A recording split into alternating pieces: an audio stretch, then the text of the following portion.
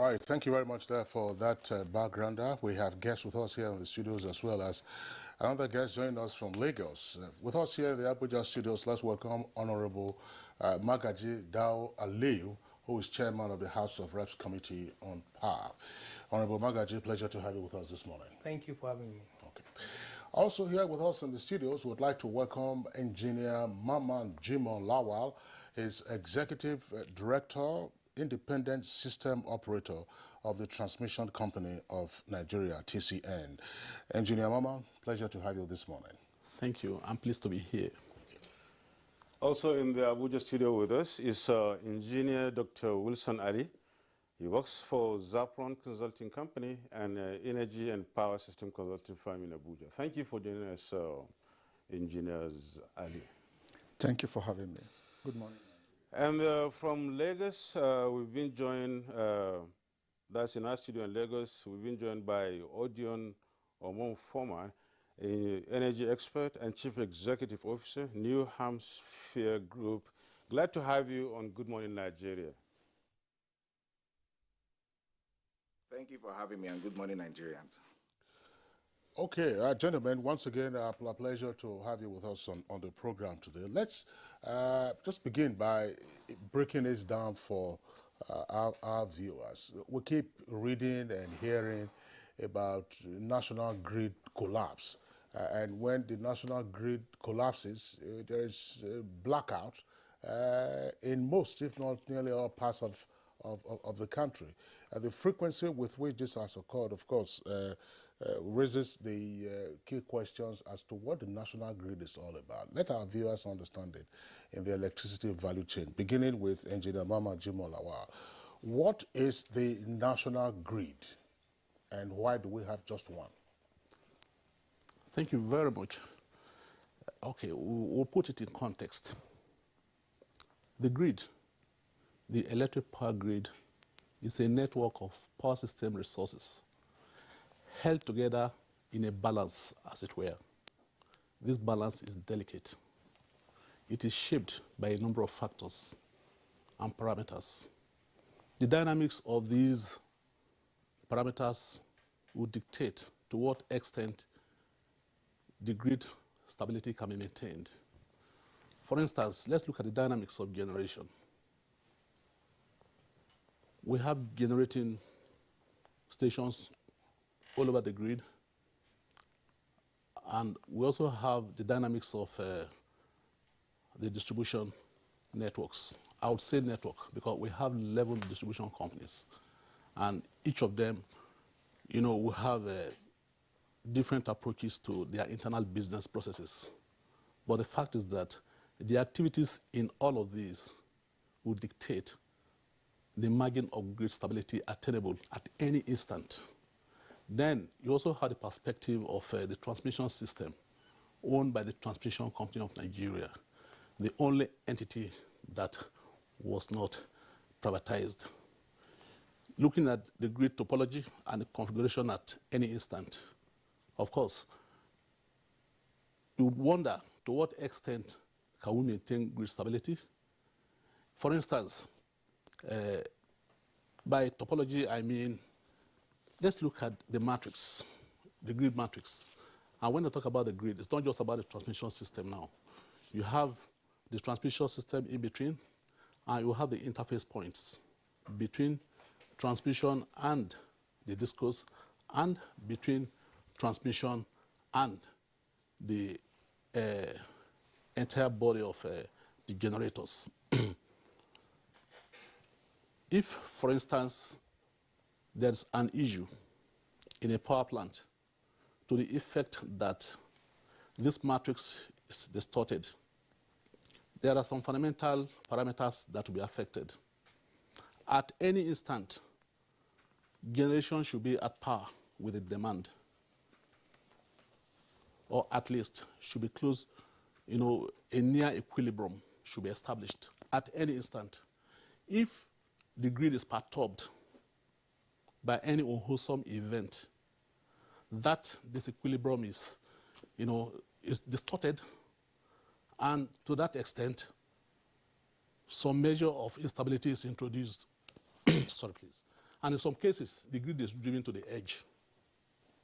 If we do not have adequate remedial actions to help the situation, then it may culminate in system failure, which we often refer to as grid collapse. We will talk about the system failure really much later and then see how this affects power supply and in this country. But you're sounding too technical, I'm sorry to say. It's how do you break these things down for the common man to understand really what the grid is, and then why do we have only one, as he said? Okay, let me take it this way. Let me take it this way. Yeah. I talked about the electric power grid as a composition of power system resources. By power system resources, I'm referring to the generators, I'm referring to the power transformers, okay, I'm referring to the reactors. Basically, we understand what power transformers, what their functions are in the network. And of course, the generators. Okay, which so that's generator? what. Is it a better pass my neighbor? No. So specify it. I'm talking of the generators we have at the power stations. The generators we have at the power stations. Okay, then you have the transmission lines. And I also talked about a matrix. It's just like the steering matrix in our car. Okay, if anything happens and there's a measure of distortion in that matrix, then it creates, it creates some issues. All right, it vitiates our ability to effectively control the car. Okay, this is analogous to what obtains in grid management. For instance, as I did mention, generation is supposed to be at par with demand. If something happens and a generator fails, the major parameter that is indicative of grid stability measure is what we refer to as system frequency. In our own climate, it is 50 Hz, 50 cycles per second. When that happens, when we lose a quantum of power, for instance, the frequency, declines relative to the demand. Okay. Okay. And conversely, please, if I would just marshal this. Yes. Conversely, if we lose a major load, then the frequency appreciates. It simply means that there's a dip in load and correspondingly an escalation in generation at that moment. So it creates, a distorting impact in the balance. Okay. Engineer Mama, let's pause you. But let's bring in another engineer, Dr. Wilson Ali, so that you can still further break this down. For us lay persons who don't have any training in the electrical or electronic engineering or power systems, there are three aspects that we generally take a look at, following from the privatization exercise or the unpacking of the power sector. You have the GENCOs. That is those who generate power, such as I was talking about generators earlier. We're cracking a joke whether those generators refer to a better past my neighbor. Geregu power plant, Alauji, and the various power plants that you have around the country, Kenji, and so on and so forth. Those ones are GENCOs. Then when they generate, what we understand is that they take it through the transmission system. And what we hear about the transmission, or some of us know about the transmission system, is that it's those electric pylons that you see, high tension, the so-called high tension cable system with a switching center at Oshobo.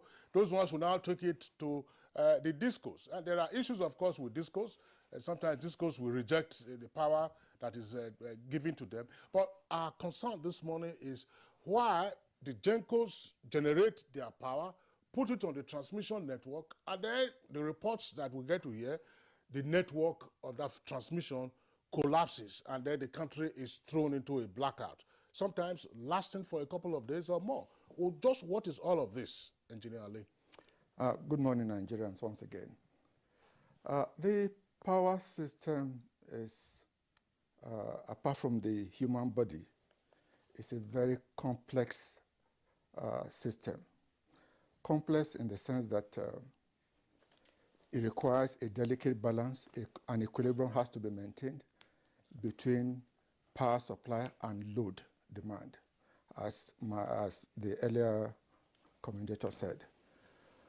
But then, the issue that arises that leads to system collapse are numerous. Most of them hinged on disequilibrium in frequency. What leads to that? About 2 or 3 things. You can have generators shut down for remediation, for maintenance, and everything.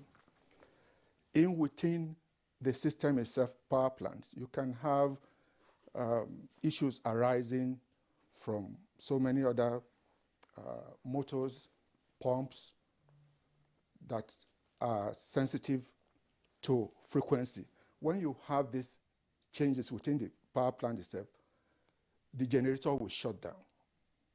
Then you have other issues that are external to the system.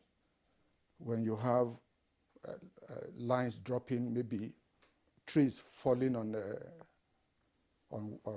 high transition lines, or you have sudden rejection of loads, all this impact on system frequency. And again, you want to find out, you want to know how, why do this happen? Ordinarily, we should have kind of protection system from the lines that should communicate with the system, with that of the power plant. When these systems are not communicating with each other, then we have a problem. Then it is normal when you have load demand exceeding the generation, then there will be a dip in frequency. When you have that dip in frequency, then it is necessary to ask other generators to switch on to take a balance. But when there's no communication between the National Control Center, prompt communication, and the generation, then you have an issue to contend with. And the progressive, if maybe the spinning reserve is not quickly activated, or that generator is not quickly activated, then this generator, the other functioning generator, will start falling off, shutting down progressively. And that's when you have the system collapse. Many thanks, Engineer Wilson. We'll get back to you later and see how these systems collapse, affect, the grid itself and indeed Nigerians. And basically, that's why we're here, enhancing the grid and, of course, improving power supply in this country. Honorable Magaji Dawaliu, you represent Nigerians at the National Assembly. You feel the pulse of Nigerians. Power is a very major issue in this country. And of course, I don't think anybody is spared, because no matter what, even if it is going to be with a past my neighbor, you need to complement what NEPA, or rather what the power providers are giving the people. And you appropriate also in this regard for the government and the people of Nigeria. With $1.6 billion investment in the sector, and still there seem to be great problems in the sense of trying to provide power to at least half of Nigerians comfortably. I mean, does that really constitute a big worry at the National Assembly? If it does, how big is it? Well, thank you very much. It's really a very big worry. And when I found myself the chairman of House Committee on Power, and I can see the enormous pressure, because it's a utility. But this question we're asking, these people are too technical. I believe we have all these problems because of basically 3 things. Right. Number 1 is corruption. Number 2 is technical. That's what they are speaking. Number 3 is human. There is infrastructure deficit in power sector, despite the colossal amount of money invested. And there is lack of following due process of the law. We have beautiful laws. But you see, because I think we are felons in this country, we break the law. We don't do what the law said. These are basically the issues. And if we don't address them, sadly, it will be a long time for Nigeria to have power. Because I had an opportunity to go around to the generating companies. I visited TCN. I know all the distribution companies. You see, there is such a blame game. If we go back to 2005, we did the privatization in a hurry. There was no test. Probably let's say, okay, let's start with one unit. We sold everything at the same time. You see, in Nigeria, we do what we call, you sell your house to buy groceries. You know, in a house, you see, if you look at the pressure we have in National Assembly on trying to make people follow the law. Let me give an example. MBET. MBET would just one day wake up and they say that MBET should report to Ministry of Finance. It's an aberration. When the president come with a wonderful idea of bringing the Siemens project, now overnight everything has changed. The Siemens project has a different company called Nigerian Power Co. There is no correlation. There's nobody is working together. And people are telling, probably, Mr. President, something different. I believe there's a problem. I can even not envisage one will be out of it. If you go to the discourse, my God, that one, because they are the pests of the industry, the problem is massive. Every day I receive an average of 100 petitions from various discourse in this country. From customers, not satisfied. Talk about the issue of the meter. I was already reading from NTA that they are going to do that. They are going to start the second phase. Even the first phase has not been completed. So this is this is the corruption.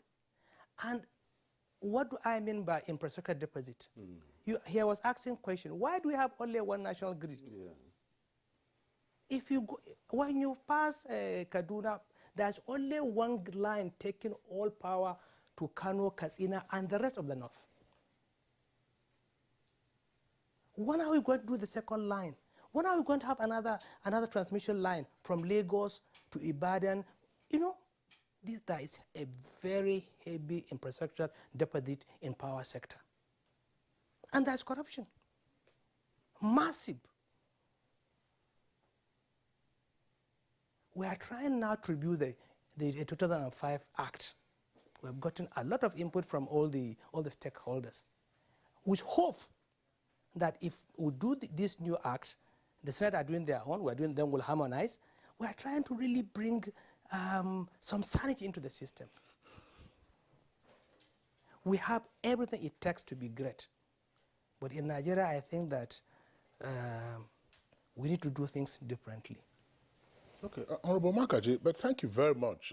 We'll, of course, return to you to further elaborate on some of the challenges that you have identified and how we can overcome them. I'm happy that you mentioned the Siemens perspective, because the reports that were published and even broadcast was that, oh, Siemens was coming to intervene in our transmission network. I think they have a number of years to do that.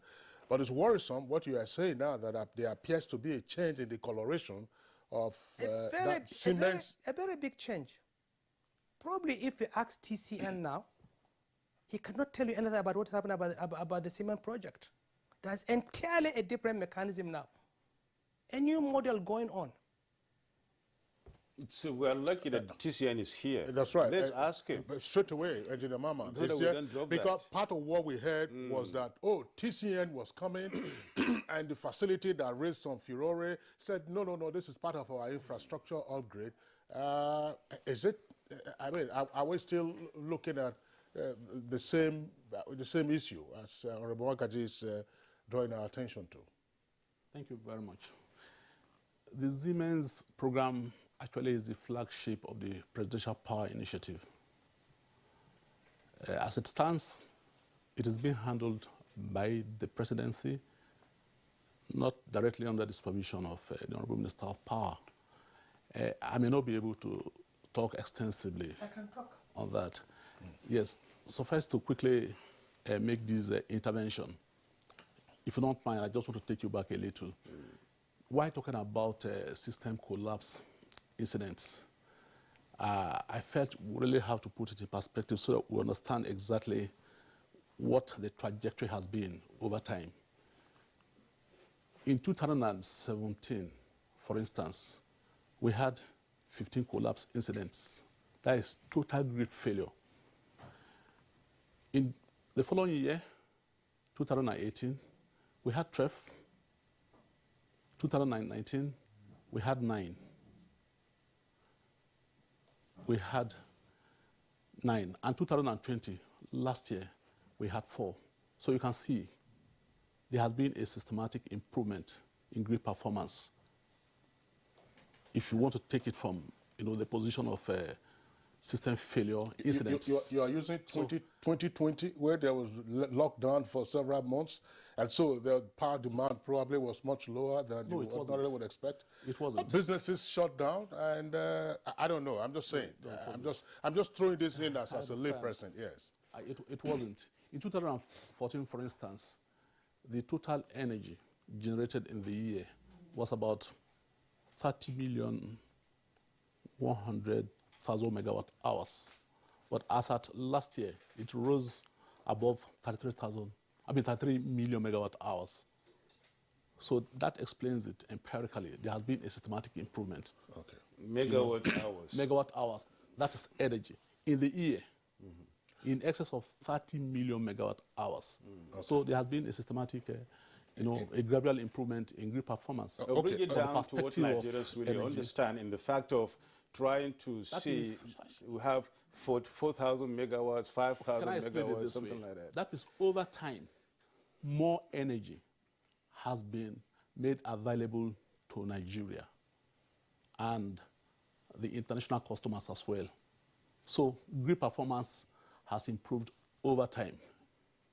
Okay. And steadily too. Okay, but there are still reported incidents of total system failure, which is what we are dealing with. We will return to the causative factors and how we can, of course, enhance the performance of the country's national power grid.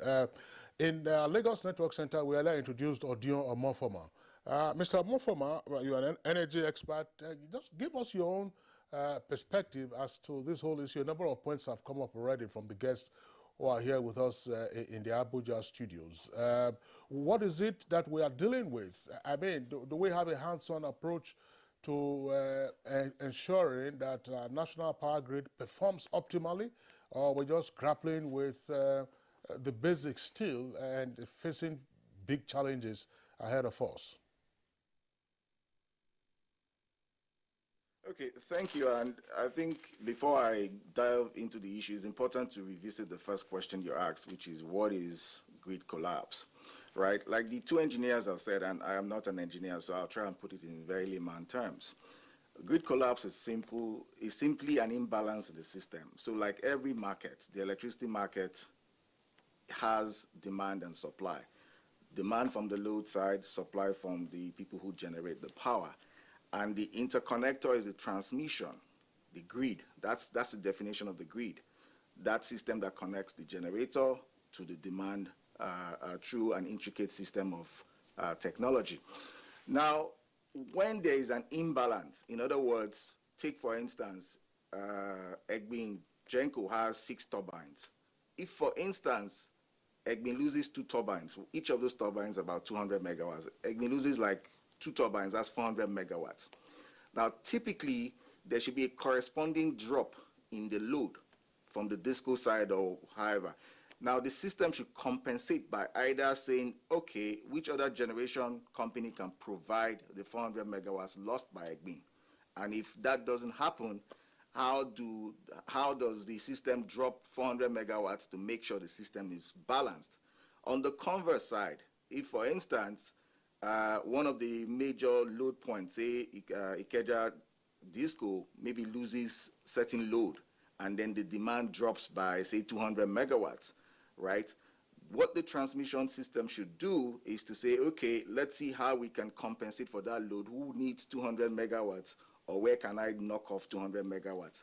Now, these things are done in instantaneous manner. So at any point in time, both the demand and supply is instantaneous, because you cannot store electricity in large quantities economically yet. So that balance has to be maintained. And that's why they talk about frequency stabilization. Now, we must know something. I think TCN has unfairly carried a lot of this blame in system collapses without people realizing that these system collapses go beyond TCN. So, for instance, if Egbin doesn't have enough gas to run its turbines, for instance, the Niger Delta militants blow up a gas line, it will trip up generation. There's really nothing that the transmission can do other than to look for how to drop the load, or each of the other participants in the system, which is the grid, start to shut down to protect themselves. So really, grid collapse is actually a way of the system to protect itself until that balance is regained again and it comes off. On the load side, you have, this is a raining season, and you typically find that when it rains, electricity just goes off. So you find out that there's such a rapid drop in load that at some point in time, the system struggles to find an equilibrium. And if it doesn't find that equilibrium instantaneously, it starts to shut down, tells the gencos to shut down. Now, once you understand that, it is then easy to start to situate what the issues are and how we can reduce some of these collapses. First of all, we have a grid that the reliability is not there. So you have what you call the N-1. So N-1 criteria. We don't have that. All our lines are radial, so it's point to point. So Egbin is connected to Ikeja Disco with one line. If that line goes down, there's no connector that can reroute power to Ikeja or take power elsewhere. So we must have that N-. We're lacking a reliability in the grid from an N-1 status, right? And that is what the grid really needs to make sure that it is resilient and there's enough redundancy in the system.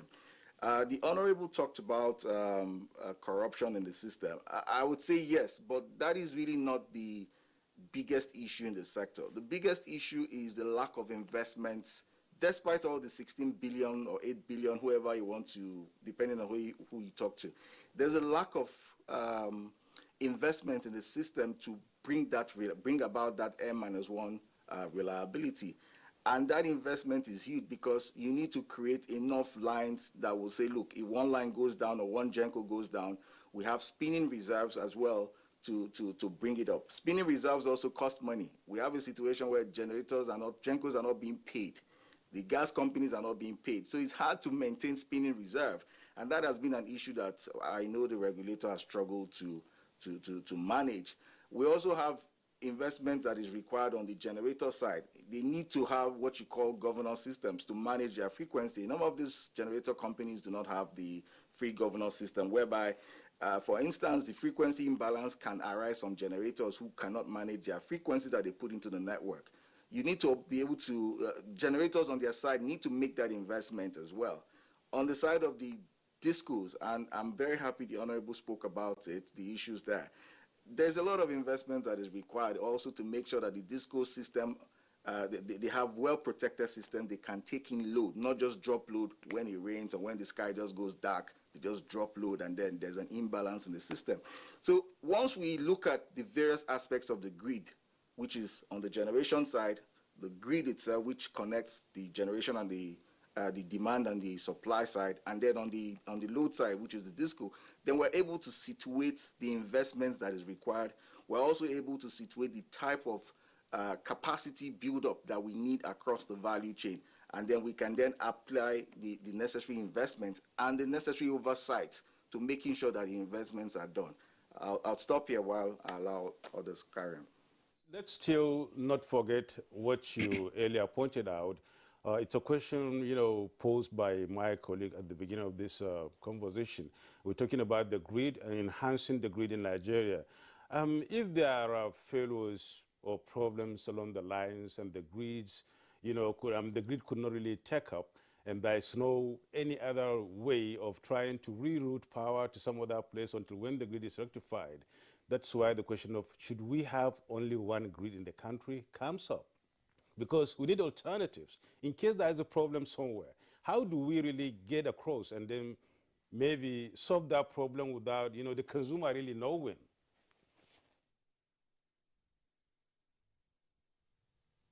Very good question. We have one grid because the way and manner the grid started, it was built from a radial nature, or from one source. So the grid actually started from building out from Kainji, which was our first, which was one of our major bulk providers, supplier of electricity. And then we then had the Gencos in the south using the gas. So we've had a situation where the grid has been built in a radial manner. And then, so you then have like a one grid structure. However, that's not to say that the grid is operated in a how do I put it now? The grid is sort of broken down into regions, geographical regions and control centers. I think TCN has like about 6 control centers. But that said, you can't, so you can say you have like 6 grids per se, but you have the Oshobo Center controlling it. However, because of the investments required, number one, number two, the sensitivity, the role that the grid plays in terms of connecting the Gencos to the discos that are spread all over Nigeria, you have a system where you need somebody in the center, the NCC, the National Control Center in the Oshobo, manages the dispatch of load and generation across board. But that's not to say that it's only one control center you have regional control centers. But that said, what you require is a number of loops to take away, to create redundancies across lines, major lines. And those loops are quite expensive. So TCN really needs investment, but those investments should be backed up by studies to make sure that all the generation companies are connected to distributors. And then on the load side, there's investment to make sure that the requirements that you need to take in more power, you have it without dropping load. And on the generation side, you also have made the investments to ensure that your frequency or what you put into the grid, you send to discos through the grid, meets the grid requirements so that you do not trip off the grid. But having said that, we have one grid because that's the way and manner the transmission infrastructure was built, and breaking it into corridors would mean a lot of investments as well because of the way and manner the generation companies are sited. Thank you very much, Mr. Odion Omofoma. We'll return to you. Let's come back to Engineer Wilson Ali. Again, seeking to just understand the nature of our national power grid. Yes, sir. As recently as some years ago, what we got to hear was that, if we were to take the national grid as a loop, that is to say from one point to another, and then it comes and then it joins that would be 100%. That's to say a full loop would be 100%. But we heard that I think our national grid, that the loop was around about 60% or thereabout, and that we needed to invest. And that is why there was always budgeting for the power sector, even after privatization. I remember there were a few comments that came up. So how come you are still voting so much money for the power sector? But it's okay. TCN is under government. This is what government needs to do. Expand the loop itself, but it is the efficiency or effectiveness of, I don't know what coverage area we have now, whether it's 60% or 65% or it has fallen or otherwise. Is this an efficient way to manage power transmission? Listening to the breakdown, if you like, elementary breakdown by Mr. Omofoma, is this an efficient way, or we are getting it wrong? Is it time for us to say, look, let's begin to, in layman's language, decentralize the national grid? First of all, it's not, the grid is not ripe for regional, for us to have regional grid system now. The whole of Northeast, there's no power plant, and most of our power plants are concentrated in the Middle Belt and South south and southwest also. What would you have other grids do? Isolate them? And having a single grid system is far, far better for us. What we need to do is huge investment, create redundancies, such that when one line fails, we can reroute the system. For quite a long time, there was no investment in the system, and this system needs consistent, regular investment over years. If even the mandate given to Siemens to deliver 25,000 megawatts is even a pittance compared to our requirement. A scheme has to be put in place where regular funding has to be the program funded regularly. But how do we go about that? Do we really have the resources? Do we really have the money? These are things we have to look at. But then, issue of regional grid, for now, let's lay it to rest.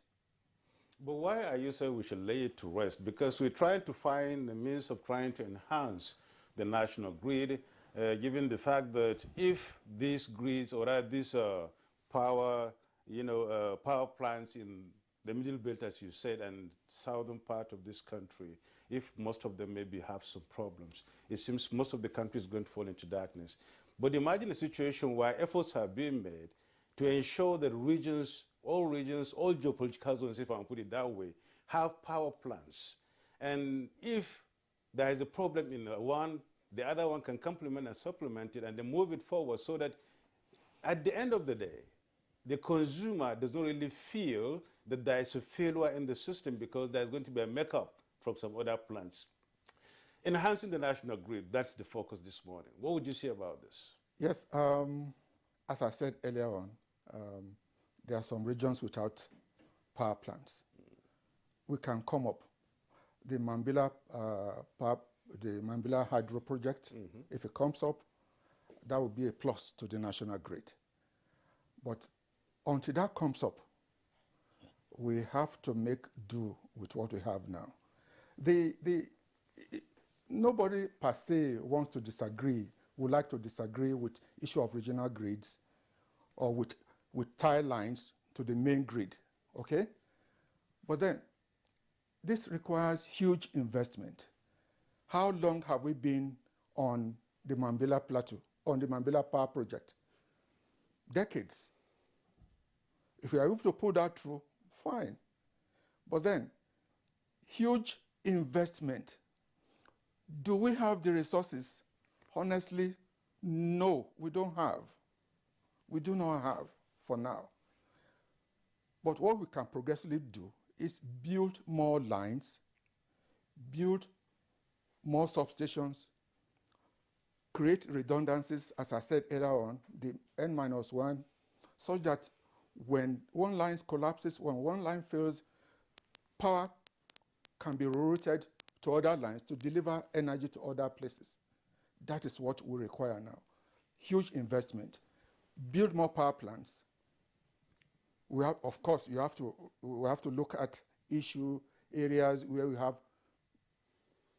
hydro resources, and the cost if you have to move building other thermal plants in the north.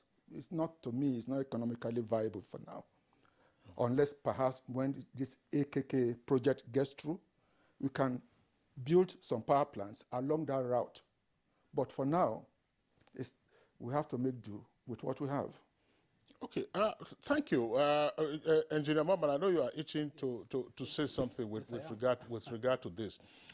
Let's not conflate the issues. Yes, you know that you need the GENCOs for your transmission line to be useful, but it is not necessarily the case that if you have regional power grids, then you won't have a national power grid. Is that the argument? Okay. Or what do we know now at the moment?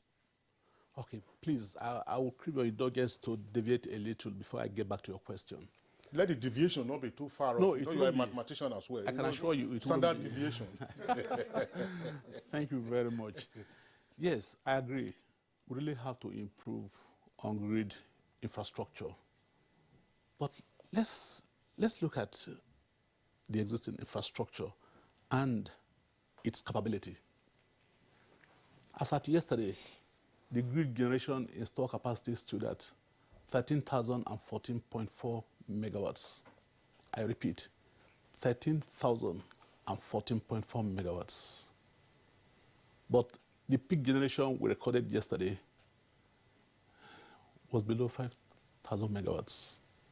The available generation is well below 5,500 megawatts.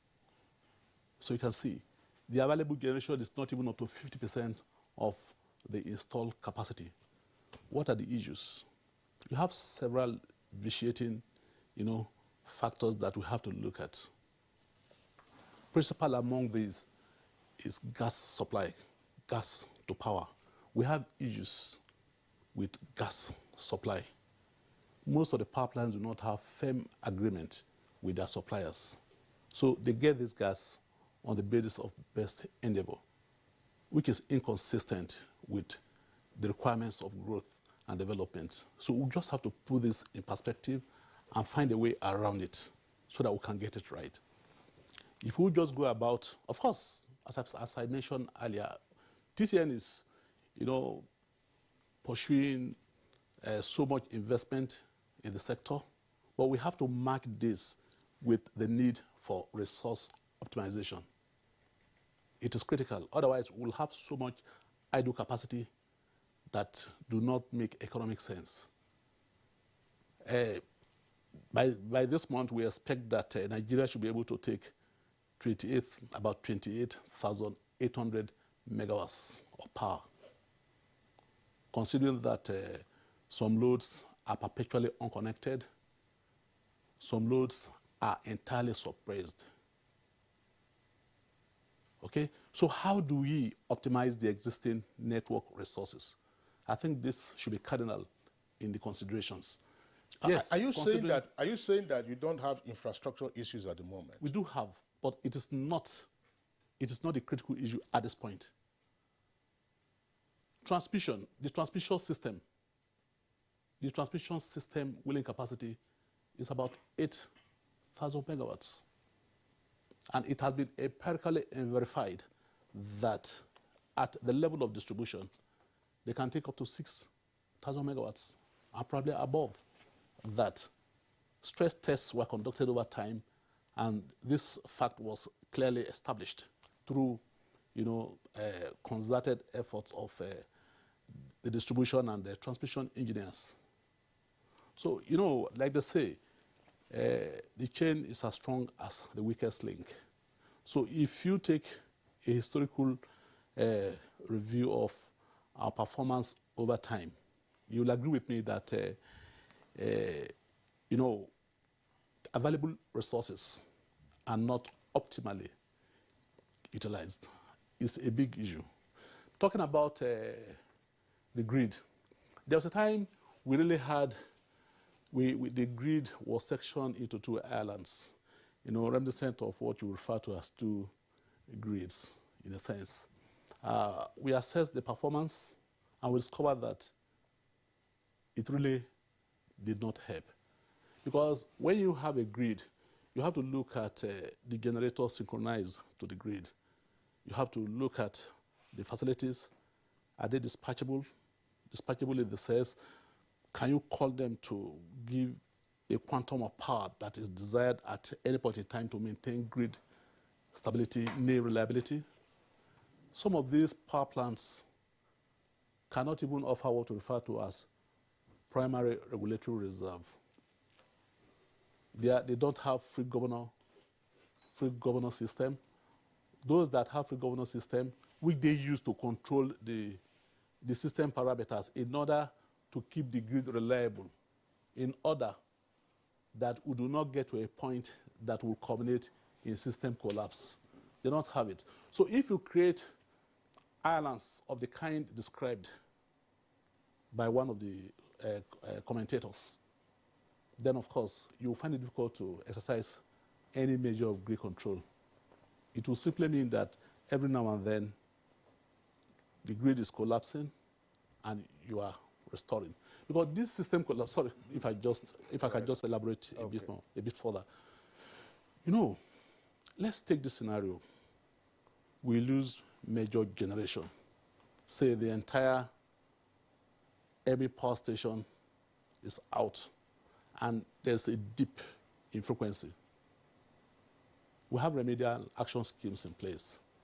The so-called under-frequency load shedding scheme, for instance, will have to disconnect equivalent load in order to maintain the balance. If, for instance, we lost 600 megawatts from EGBI, then we have to disconnect equivalent load, that is 600, in order to keep frequency within operational limit that supports grid stability. Because what happens is, when that happens, there is sudden frequency decay, and the generators are configured to protect themselves, as one of our colleagues earlier mentioned. So below certain threshold, and of course each generator will have different thresholds depending on their design. So the generators desynchronize one after the other until the grid fails entirely. So not every power plant has what it takes to maintain grid stability.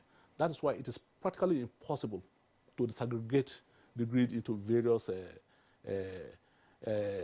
segments.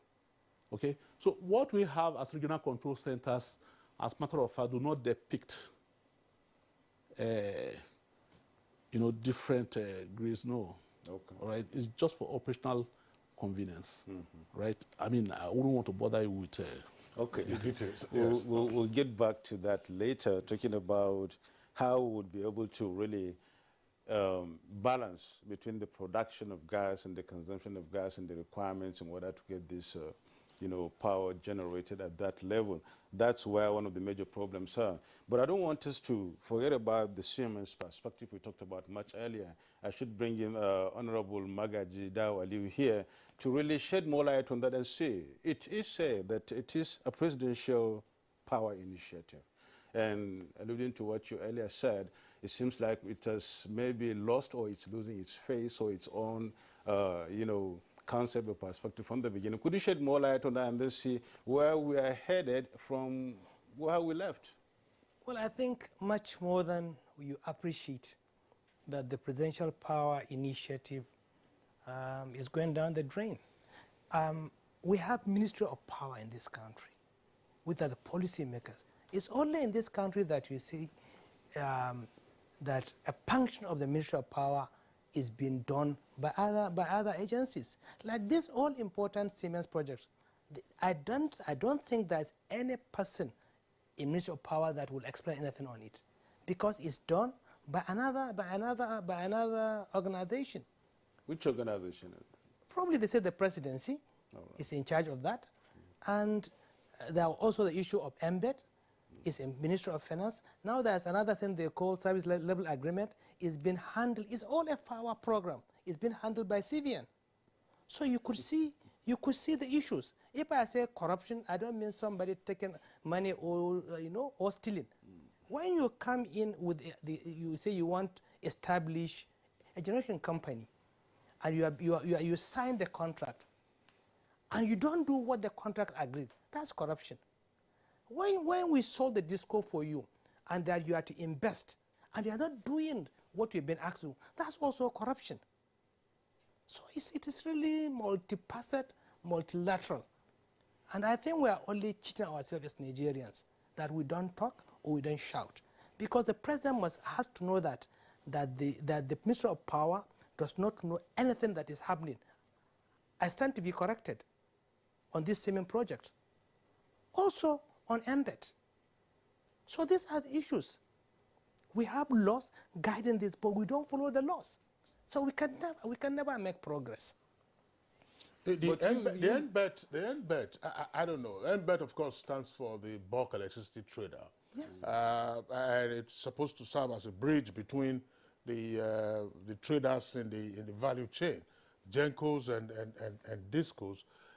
I'm just, just concerned because apparent from the conversation we are having, yes, when there are issues with the Gencos, those issues could affect our transmission. When there are issues with Discos, it could also affect our transmission. But what are those issues that are internal or inherent to transmission itself, which we can deal with?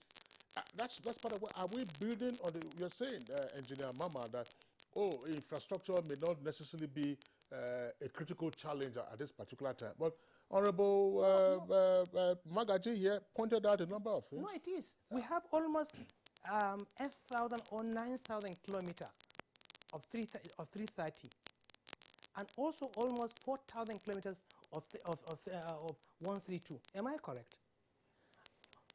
And these are not adequate. So you see, these are things that we built since 1960s, you understand? We are now, TCN, they're doing very well. The engineers are wonderful, you understand? But they don't have enough. You're talking of the loop. You're talking of the circuits. You understand? We have to achieve that. They don't even have SCADA. They don't have it. And he's just telling us that even some Gencos, they don't have the governors to stabilize the power. All those are infrastructure. If they don't have it, they are corrupt. You see, there has to be policies. The policy has to be followed. There must be rules, and there must be punishment. This is where NAC come in, the regulators.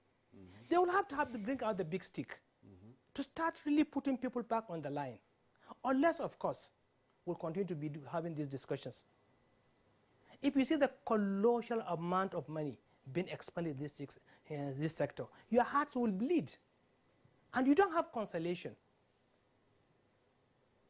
We, as representatives of Nigerians, you can see the amount of pressure. You can see honorable members and senators buying distribution transformers for their communities. Sure. It shouldn't be so. Sure. You see honorable members spending their own money, doing extension of distribution grid. Okay, let me give you another example. We had one agency called Niger Delta Power Holding Company. When Obasanjo bring up this project, he did it with a very wonderful idea. Money was removed from the Federation account in billions of dollars to build these power plants. The essence was when this power plant optimized, they would sell it and come and build power plant in the north. Now they wake up only of 3 or 4 weeks ago that they won't sell the power plants. And we say we don't have enough. The whole policy, has been muddled off. I had to do an investigative hearing on the sale of Niger Delta Power Holding Company power plants. In this country, we don't even think about security. Our principal, Canada, they are the ones who are buying our privatization. The government owns a power plant. In London, the government has a power plant. Also in America, but in Nigeria, we won't sell everything. So you see, the problem are so much. And there is no foreigner who is coming to do it for us. We do it, it is we, Nigerians.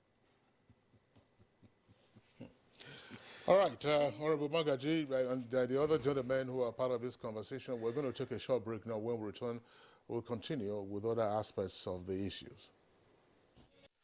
You're welcome back. You're watching Good Morning Nigeria with this morning discussing enhancing power grid in this country in Nigeria, that is trying to see how the consumer and Nigerians could get more power in their homes to really power their activities and power the economy. Before we went on break, Honorable Magaji, we were discussing the, policy somersault, policy bridges and policy issues in this regard, talking about how these affect, government's effort in trying to give the necessary or the required power to Nigerians. And of course, it seems as if a lot more needs to be known by Nigerians in this regard, because the pointing fingers are towards the TCN, the Gencos, the whatever, and you find out that whenever there is a blackout, NEPA has taken up the light. whenever the night, I mean, what is it called? The lights come, say NEPA is back. I mean, in quotes, I mean, right? That's just it. That has been part of the psyche of the Nigerian. Now, take us through this. Why are these things becoming so much a problem to us? You see, many problems. You see, the typical customer doesn't care about all this our English, all this technical. All he wants is to see fire, is to see light.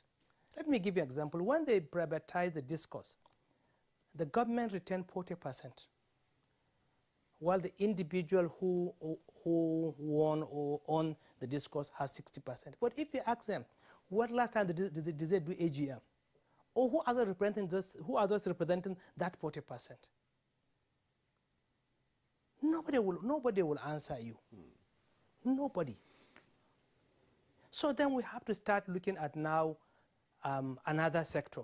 Okay, how do we have renewable? How do we reduce, allow, probably if we cannot grow more than 5,000, so sad, megawatt, okay, let us start going to the villages and do solar, some mini grids, which the Rural Electricity Agency are doing very well now. At least so that people in the villages can see light. Yesterday, an honorable member came from Yusupari in Yobe State. That local government headquarters has been there for 30 years. They have never had light. 30 years. 30 years. And I'm not sure if the disco in Jos, who is covering that place, can even get that place.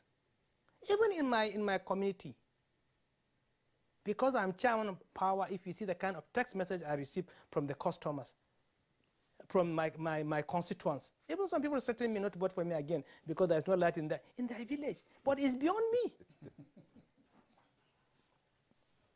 You see, unless, of course, the president has, let me commend the president. I'm sure he's sincere. He has been doing a very good. But unless, of course, things are done normally, correctly, and according to the law, will not make progress. You can never do any power project without those engineers in power ministry. It can't happen.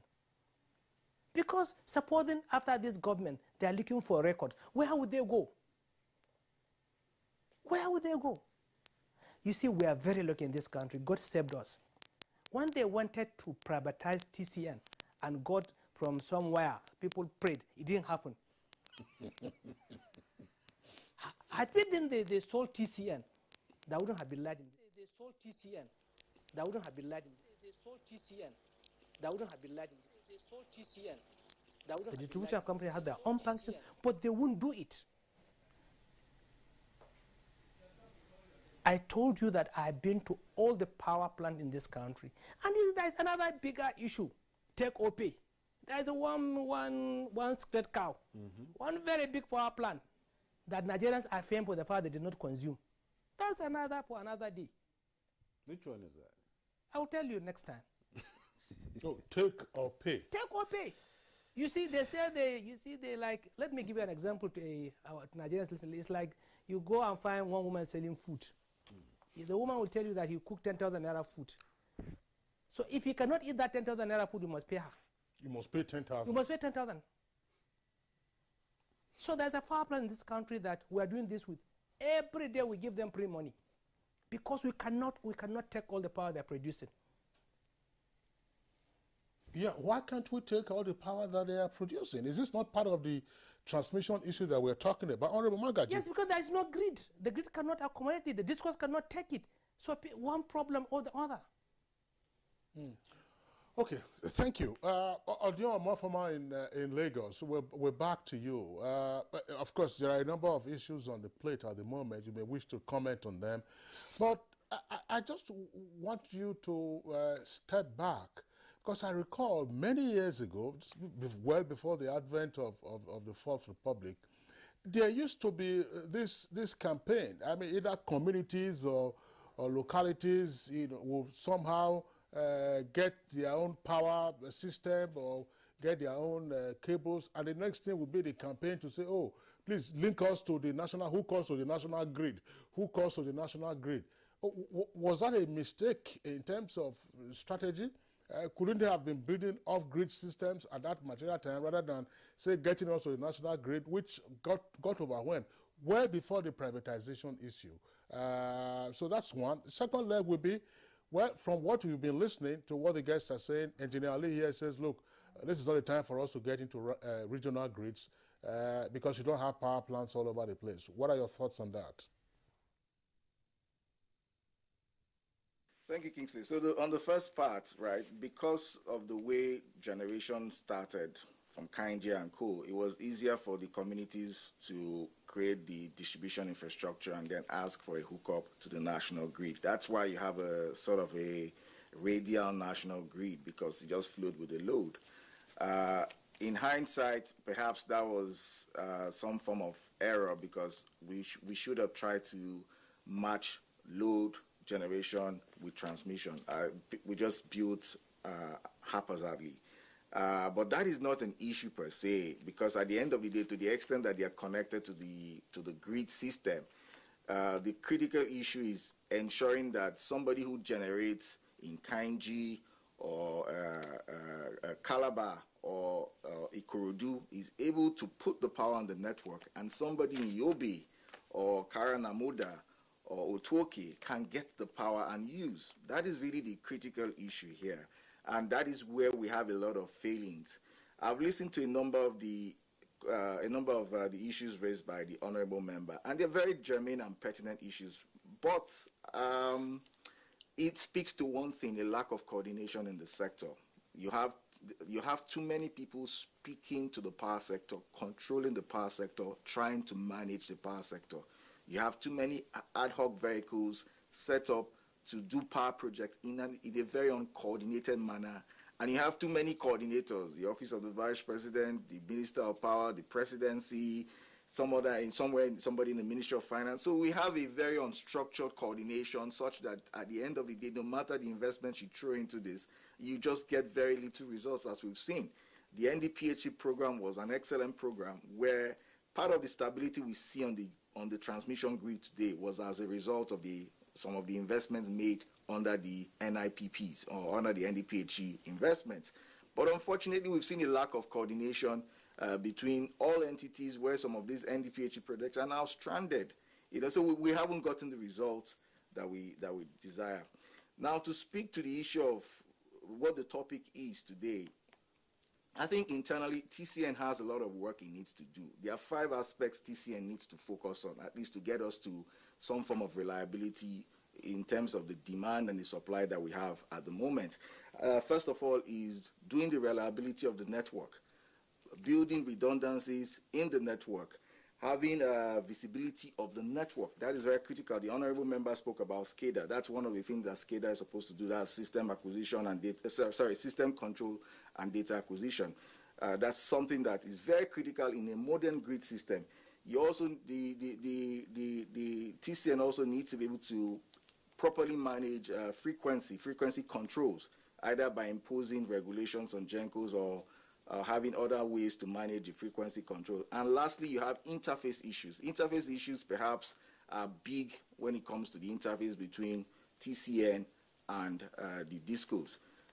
So TCN has a lot of work, investments that it needs to do. And it's not all about financial investments. There's significant investment that TCN needs to do in its human capital, because managing the grid also has to do with the quality of personnel manning the various aspects of the grid, coordinating.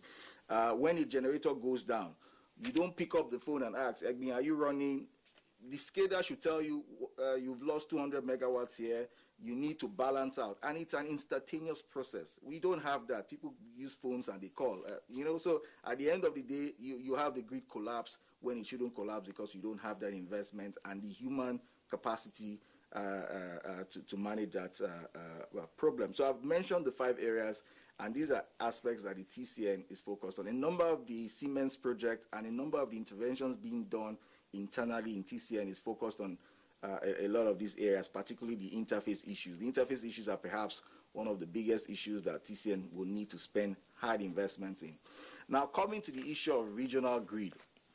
You see, regional grid is personally for me, is neither here nor there, to the extent that we do not have a deregulated electricity market. What we have is a regulated market, where at the end of the day, all parties need to go to NERC and get approval for a tariff that just about pays what they used to cover up.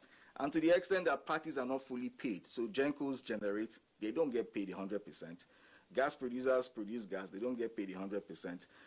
Discos sell electricity, they don't collect 100%. So there's a financial imbalance. And when you start to go into regional grids, it takes more than just stringing lines together. You need to have a system of generators balanced within load supply within that area, right? And that's a lot of investment. And to be honest, with the low demand that we have right now, I think going into the regional side, doing regional grids or disaggregating the grids into regional structures may not pay us at the end of the day. All we need now is investment in reinforcing the grid, building new loops. And that speaks to part of what I'll call merchant lines, merchant transmission lines. That's a form of concession. First of all, I'm against the wholesale privatization of TCN. That is a no-no, and the honorable member is correct. Had TCN be privatized when the discos were privatized, we would have no electricity today. That's a fact. Given what we've seen on the distribution side, we would have had no electricity today. So it's good to know that whoever put forth that plan had to pull back. But we can start to look at concessioning aspects of the grid and also encouraging private investors to do merchant transmission lines. And merchant transmission lines, unfortunately, will mean that NERC would have to do a bit more of deregulating the sector, so that if I build a transmission line from Bahrain to Warri, where I have a load customer, I'm ensured that my tariff on that line, I can get it.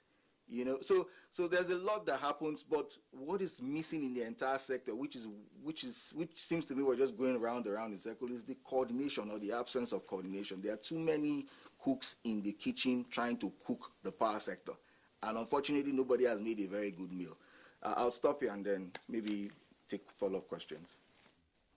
Thank you, Odion. Let's on a final note, let's have your parting, thought on this issue. You had him in Junior Amendment, yes. And of course he has already said so. Now let's get your final thought on this issue. Investments in this sector. How do we, get this very sector diversified and investments made in order to enhance power in this country? Yes, thank you very much.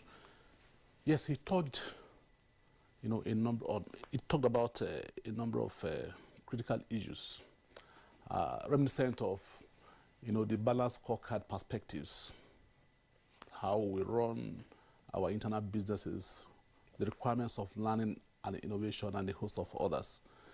May I just take it from here?